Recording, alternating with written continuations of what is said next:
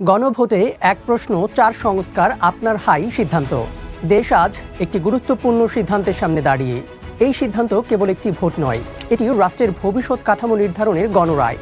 প্রধান উপদেষ্টা জানিয়েছেন, আসন্ন গণভোটে 4টি মৌলিক বিষয়ের উপর একটি প্রশ্নে সাধারণ মানুষ হা বা না ভোট দিয়ে মতামত জানাবেন।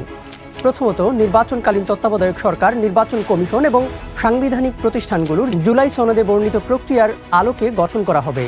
অর্থাৎ নির্বাচন কোনো দলের ইচ্ছাধীন থাকবে না, থাকবে জনগণের নিয়ন্ত্রণে। দ্বিতীয়ত, আগামী সংসদ হবে দ্বিকক্ষ বিশিষ্ট। জাতীয় সংসদের পাশাপাশি ভোটের আনুপাতিক প্রতিনিধিত্বে 100 সদস্যের একটি উচ্চকক্ষ গঠিত হবে। সংবিধান সংশোধন করতে হলে উচ্চকক্ষের সংখ্যাগরিষ্ঠ অনুমোদন লাগবে, যাতে একক ক্ষমতার অপব্যবহার বন্ধ হবে।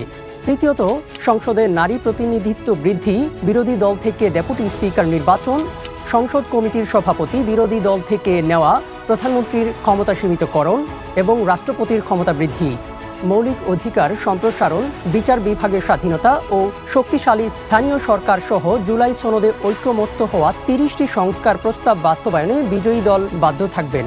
চতুর্থত, জুলাই সনদে অন্যান্য সংস্কার ও রাজনৈতিক দলগুলোর প্রতিশ্রুতি অনুযায়ী বাস্তবায়ন করা হবে।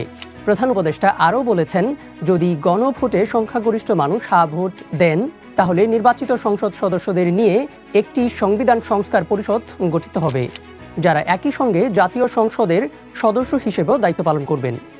অর্থাৎ একটি প্রশ্ন, 4টি সংস্কার, আর সিদ্ধান্ত আপনার হাতে।